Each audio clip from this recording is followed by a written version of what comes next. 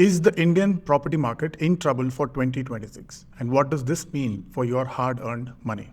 If you've been reading the news lately, you might be worried. The latest reports from end of 2025 show that the house sales in India's biggest cities have dropped by around 14%.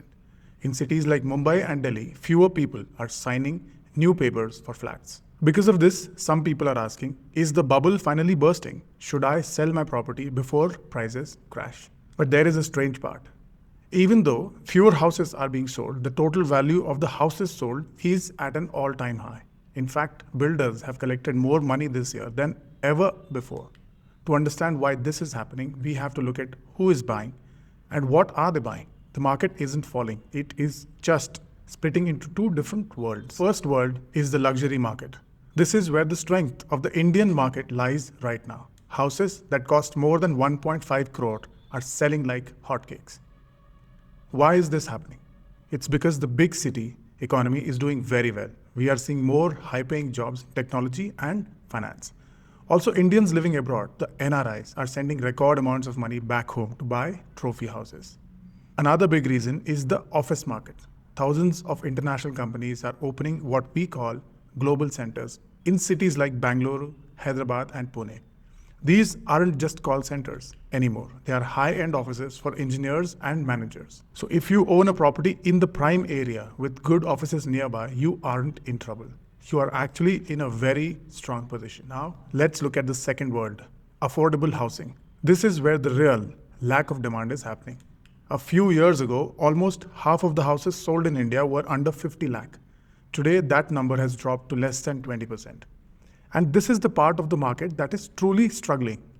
The problem is simple. Everything has become more expensive. The cost of land has gone up. The cost of cement and steel have gone up. Builders are saying that they cannot make a profit by building cheap houses anymore. At the same time, the middle class buyer is feeling the pinch of inflation. Their salaries haven't grown as fast as house prices. That is why the total number of sales looks bad. The rich are buying more, but the common man is forced to wait. If your investment is in a budget project in a far away suburb, you might see that price not moving up quickly. You might have to be patient for a few more years.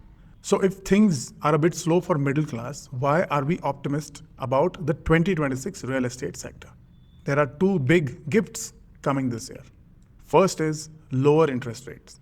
For the last 2 years, the RBI kept interest rates high to fight inflation. But now in 2026, those rates are finally coming down. We are looking at interest rates of around 5.25 to 5.5%. This means your home loan EMI will become cheaper. When the EMI drops, the fence sitters, people who are waiting to buy, will finally come back into the market. And the second is infrastructure. 2026 is a big year for opening ceremonies. The new Navi Mumbai airport, the Jewar airport in Noida, and several big expressways are finally becoming a reality. In India, whenever a big road or airport opens, the property prices around it usually jump. This infrastructure effect will help protect the market from any major crash. But I must give you one warning. The biggest risk in 2026 isn't that prices will fall. The risk is project delays. Because builders have sold so many houses in last 2 years, they are now struggling to finish them on time. There is a shortage of skilled workers and high quality materials. If you are buying a house that is still under construction, you must be very careful. Only trust builders who have a history of giving the key on the date they promised. In 2026, a delay is the biggest enemy of your investment. Let's come back to the main question. Is Indian real estate in trouble in 2026? The short answer is no. We are not seeing a crash. We are seeing a quality check. The days of buying any flat and expecting it to double in price are gone. In 2026, the market will reward people who choose quality over quantity. If you are a home buyer, use this time to negotiate. Because sales are a bit slow, builders are offering better deals. With interest rates falling, it's a great time to lock in a home for your family.